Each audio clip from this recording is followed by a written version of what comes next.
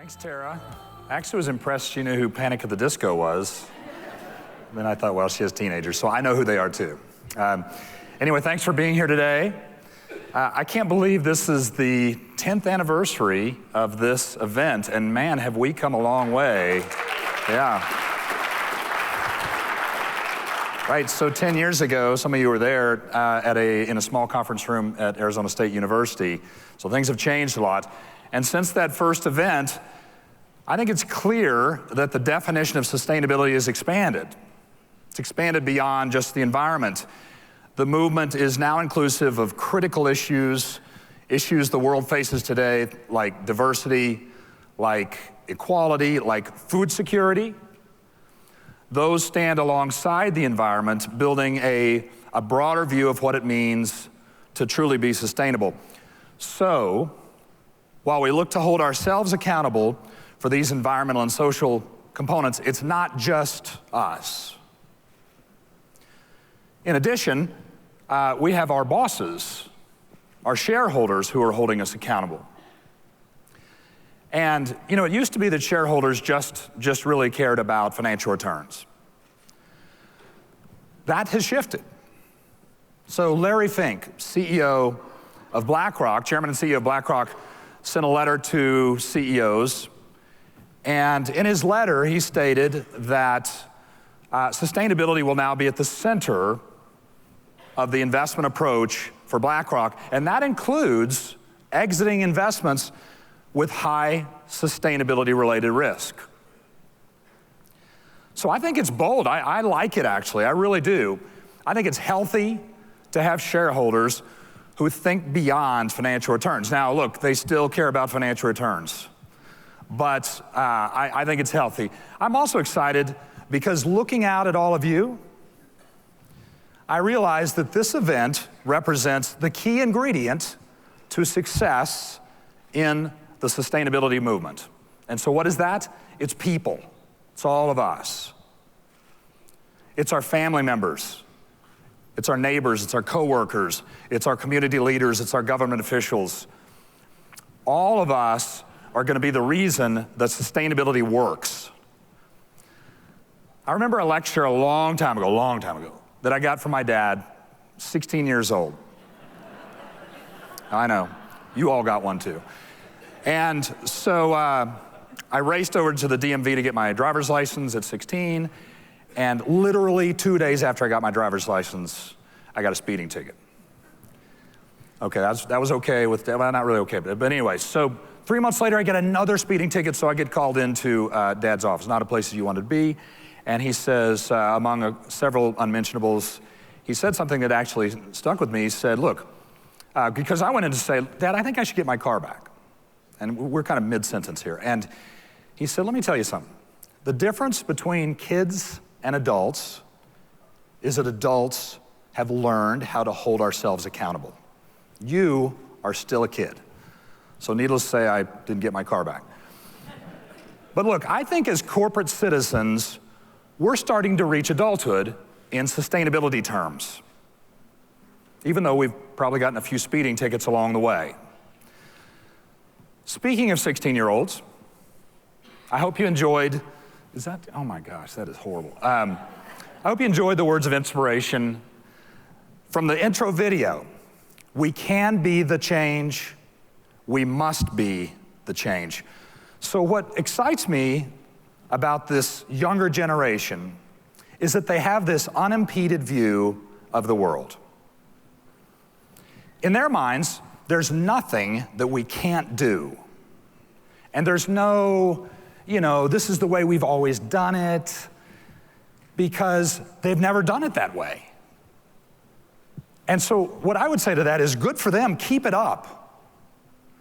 I know all generations have made their own contribution to society and to the world as a whole. Our parents' generation, our grandparents' generation, all generations. But this current generation is so much different than I was at their age. This big, mighty generation, known as Generation Z, is the most ethnically diverse, and it's the largest generation in American history. It is 27% of the US population, 27%. So my girls over here are Generation Z, and it's so interesting when I look at them. When I look at their circle of friends, when I look at their approach to life. Diversity isn't even a term that they're really familiar with. It just is for Generation Z. So if I ask Stephanie about diversity, she might think I'm talking about iPhone versus Android or TikTok versus Snapchat. They're filming a TikTok when I came in this morning. Anyway, so I tell you something else that just is.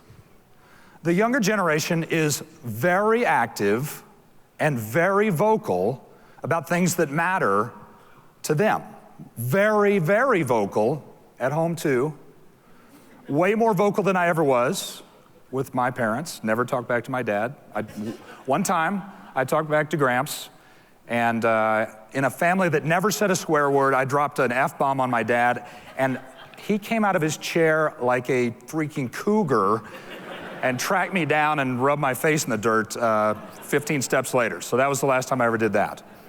But look, I love the fact that they are thinking about the greater good.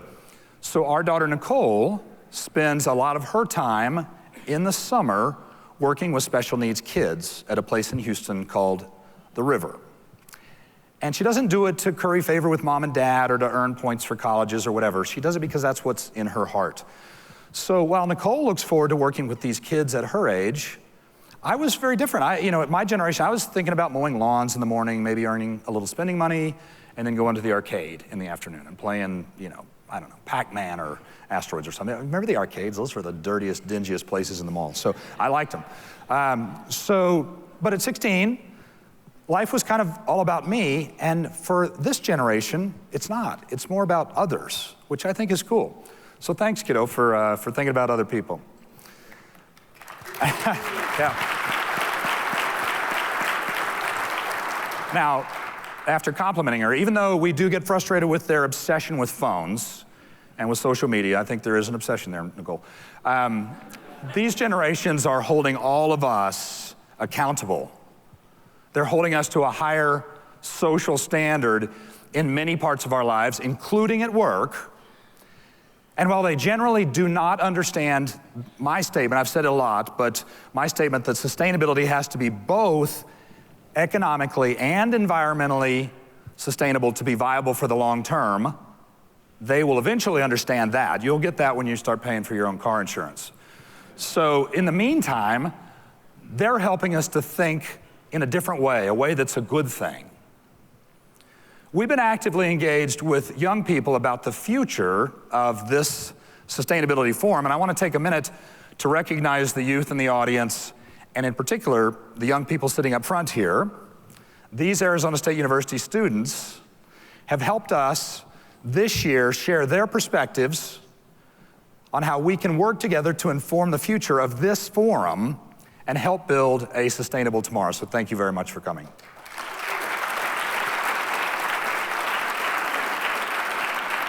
Thank you for taking an active role in helping shape the future of this event.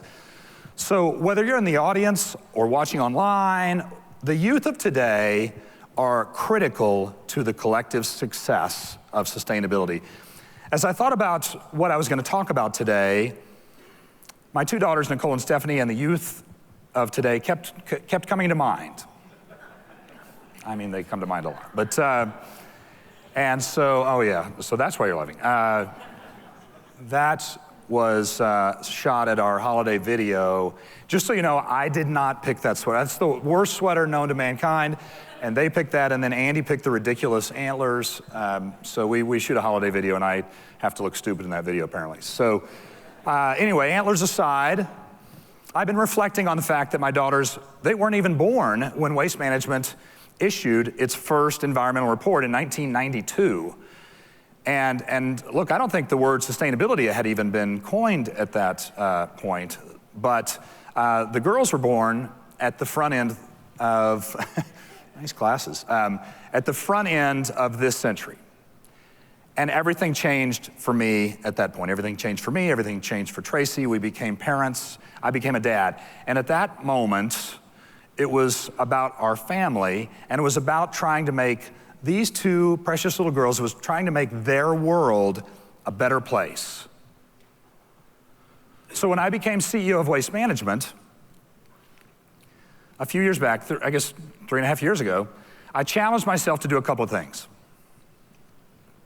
I said, one, I want to make this company a great place to work for 45,000 plus employees. And I call that people first. And then two was to transition Waste Management from a best-in-class environmental solutions company to a world-class, purpose-driven thought leader.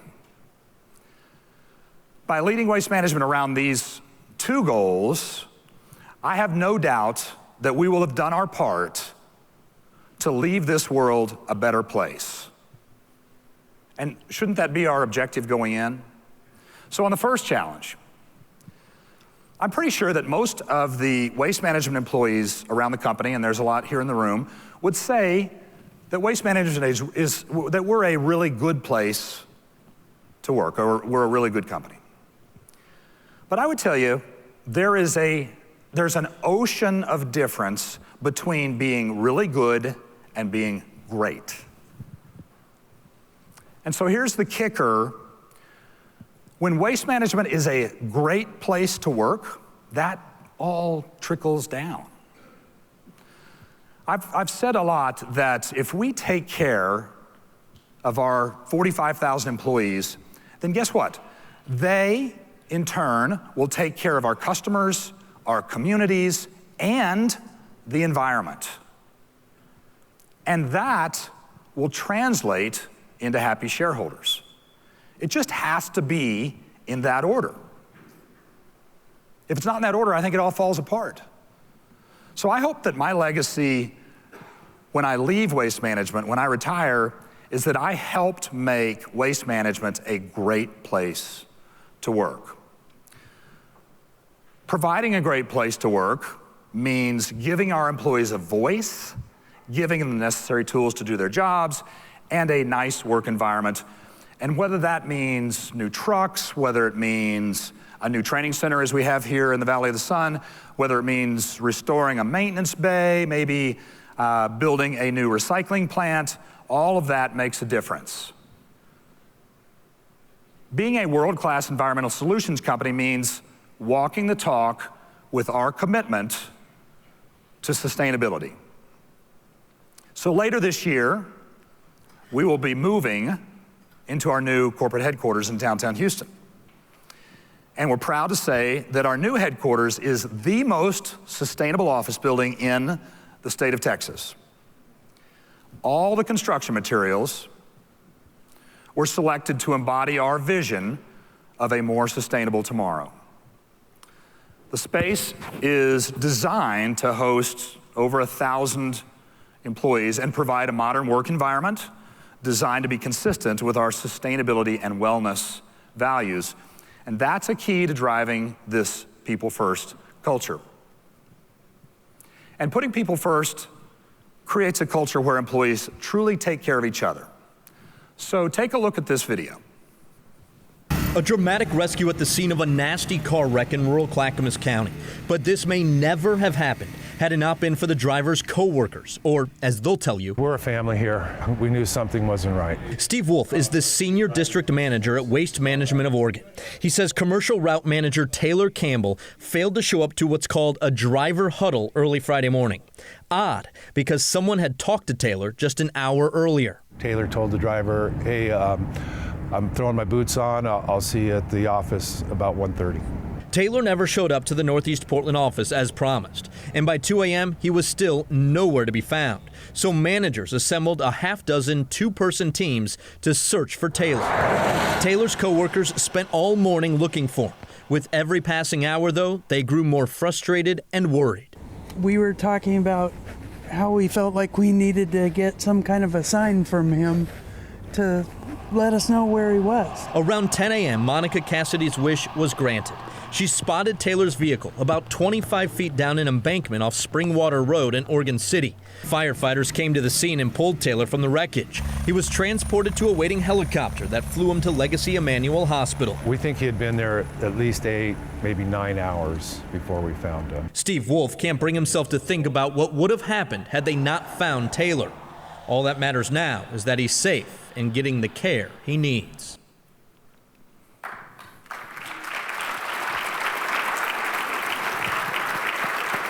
So this is Taylor in the middle here, and I'm proud to say that Taylor's on the road to recovery.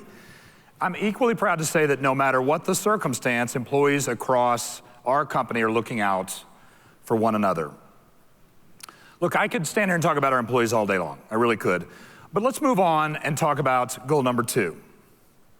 Going from a best-in-class environmental solutions company to a world-class, purpose-driven business. And doing this will drive real and lasting change for the world that we live in. So what does a world that's a better world look like to you? Environmentally at Waste Management, we think a better world is one with cleaner air, cleaner streets, cleaner cities. I could go down the list here. We think it includes reforestation. To start to replant the trillions of trees that have been cut down over the last 200 years. I think the number is 3 trillion trees over the last 200 years. That's half of the world's trees. It's also figuring out solutions to clean up the oceans. By the way, a better world is one where sustainability makes good economic sense for businesses and industries. That's not a nice to have, that is a must have. And I've said it 100 times today, said it once, I've said it 100 times, I've said it once already today, and that is that sustainability has to be both environmentally and economically sustainable to be viable for the long term. So what are Waste Management's big ideas, bold actions? We're trying to help make this a better world. So Waste Management is committed to taking bold steps to do our part to solve man-made environmental problems. And we've developed some attainable goals to help achieve them. Greatly reducing greenhouse gases that we control, such as diesel emissions, such as landfill methane gases. Sounds aspirational, but it's very achievable. So as an example, we have a goal to offset 4 times the greenhouse gas emissions that we generate by 2038. A big part of achieving this goal is reducing our fleet emissions, and we have made significant progress here. We have the biggest heavy equipment fleet, I believe, in North America. So today, almost 65% of our collection trucks run on compressed natural gas. And a third of these are running on renewable fuel, which reduces our emissions by over 80% compared to diesel. By the end of the year, almost 70% of our trucks on the road will run on CNG. And by the end of next year, it will be almost 75%. I would also be remiss if I didn't mention our landfills and the important role that they play in protecting human health and the environment. So I get asked this question a lot, but when people say to me, how are you sustainable? You are the biggest landfill company in North America, so how are you sustainable? And so I answer that in 2 ways. First answer is I say, you're right. We are the biggest landfill company in North America. And by the way, you might have forgotten, we're the biggest recycler in North America as well. And the second thing I say is, by the way, so we took in 110 million tons of waste into our landfills last year. How much of that did we create at Waste Management? And the answer is basically 0. We're just taking my waste and your waste into our landfills. So we're just trying to clean up after all of us. This isn't Waste Management creating 110 million tons of waste. This is you and me creating 110 million tons of waste. And we're reminded of that when we see photos of parts of the world without developed programs to handle waste safely.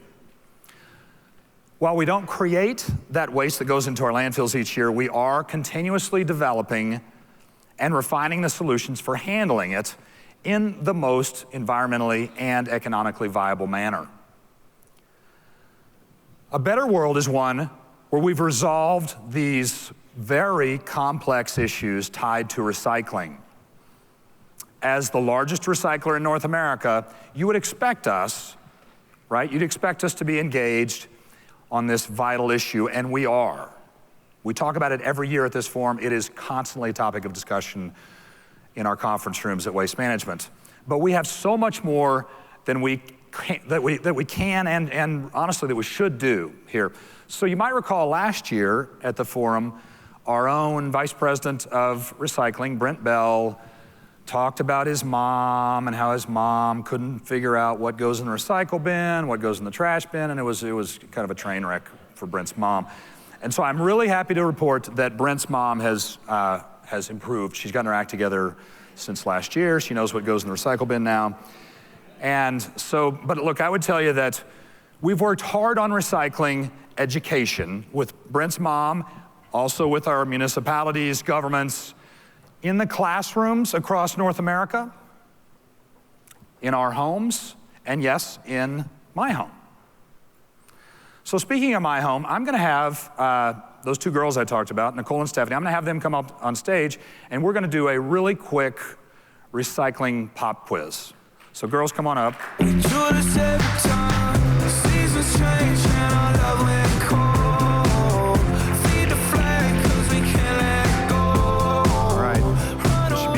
Won't take long. No phone attached to your hand? What happened? Okay, girls, I'm gonna pull something out. You tell me whether it goes in the recycle bin or not, okay? Okay. This beautiful Tide bottle. Yes. Recyclable. Okay, good. Nice job. All right, how about aluminum can? Yes. Dad, I learned that in like 4th grade. Okay, sorry. Sorry, I thought I would pull it out. Okay, how about, this is a little tougher, how about these plastic, wonderful, beautiful plastic grocery bags? No, we don't even use those. You don't? We have so many reusable bags in the back of Mom's car.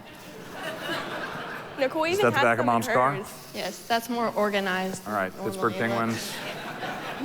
That's more organized than normal. Okay, how about the box that all of that's in, the cardboard box?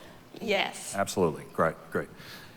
All right, how about this really nice cardboard pizza box?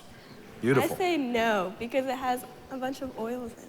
Bunch of oil on it? Mm-hmm. Grease? What do you say, Nicole? No. Correct, no. That can't go in there. All right, and then the last one here that I have for you is this really nice, beautiful blue bowling ball. No. Yes. What? Yes. No. Okay, there's a difference of opinion here. Steph, why do you say yes? Well, I remember in an interview one time you said that a bowling ball was recyclable. What? What? Girls, thank you for coming up. Appreciate it. Appreciate it. All right. And for Nicole and Stephanie.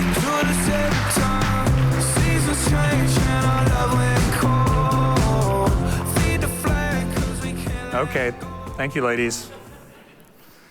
Go backstage, you gotta get your thing disconnected. There you go. All right, so look, while contamination continues to be a challenge for our business, and 1 out of every 5 products that goes into the recycle stream does not belong in the bin. So the bowling ball doesn't belong in the bin. I never said in an interview that the bowling ball, I have said 100 times in interviews that bowling balls don't go in the recycle bin. In 2019, we saw a 20% drop in contamination in our single stream recycle facilities. 20% drop is good. Thank you. That shows our commitment to education is having a real impact. But we need to do more here. In 2020, we will invest over $100 million in our recycling infrastructure for the 3rd year in a row. That $100 million investment comes on the heels of our investment in a state-of-the-art recycling facility in Chicago, and we call it the MRF of the future. You've heard us talk about it before, the MRF of the future. That MRF began processing material in October of last year. It features really game-changing technology. It features 14 optical sorters. So just to put that in perspective, a normal MRF today has 2 optical sorters in it, 1, maybe 2. This one has 14 optical sorters, and it produces a much cleaner stream at the back end compared to one of our standard typical MRFs. Our goal is to get our inbound contamination down to 10% in the next 5 years, and technology will play a big role in achieving that goal. You see here on the screen robotics that we've put into 8 of our plants. We must continue to target the source of recycling contamination, though. And so what is the source? Truthfully, the source is all of us in this room. We're the source of that contamination. In a better world, the entire supply chain will use recycled materials. Consumers will request that the products that they buy are made sustainably, helping to ensure that brands will demand that their products and packaging are made with post-consumer content. We've taken a deep dive into our supply chain at Waste Management to ensure that sustainability is top of mind. So we took the next step and signed on to the Association of Plastic Recyclers Demand Champion program. It's a commitment to increase purchases of products made with post-consumer plastic. Carts are one of our largest purchases at Waste Management. So we've worked with one of our cart manufacturers, Cascade, and Cascade is using 10% post-consumer plastic in our carts. You can see one of those out, one of the eco carts out in the foyer on our break, along with other products as well. I would encourage every person in this audience to look at your respective supply chains and see where you can make an impact. And part of that is looking at companies, supporting companies that are looking to chart new paths. So for instance, there's a company called Continuous. And Continuous is a company focused on transforming mixed paper and low-value plastics into a new high-performance building material for exterior walls and commercial roofs. We think their vision is, honestly, we think their vision is a paradigm shift. That in a space that has not typically been sustainable, it's in a space that's driving towards a more sustainable economy. As industry leaders, we must have the courage to support companies, entrepreneurs, and ideas to drive this movement forward. We have to. So as I look to the future, I believe we all can help create a better tomorrow. Impact does not represent a singular moment. It never does. It's a lasting change that endures. So as you've heard here today, we've been on a journey at Waste Management to drive and shape the future. Our commitment to impact will galvanize with 45,000 Waste Management employees. And as we drive together as one, we can make an impact that transcends our lifetime. This is not change for the sake of change here. We will shift our legacy from being a good local community partner to a globally recognized leader, hyper-focused on making a difference on key issues. You'll hear more from us later this year as we announce how we're going to do our part to move the social impact needle. That work that we do at Waste Management is very personal to me. At the end of the day, that's the only way that we're going to fulfill the challenge of leaving the world a better place for these girls, making it personal. While sustainability may be the right thing to do for business, it is the only thing to do for our planet. So as you listen to the speakers today, I would ask that you make it personal. Get connected. Get connected with your own passion. Everybody in here is passionate about this, so get connected. Maybe get a little angry. Get motivated. Get inspired. For my daughters, for your sons, for your grandkids, for your neighbors, for your planet, all of us will thank you. And maybe 10 years from now, maybe Our kids will be up here on stage talking about how they and their friends helped solve ocean's plastics, or how they saved an endangered species. I don't know. But that is what I call a better world. Thank you for being here today. Really, thank you for being here today, and have a great day.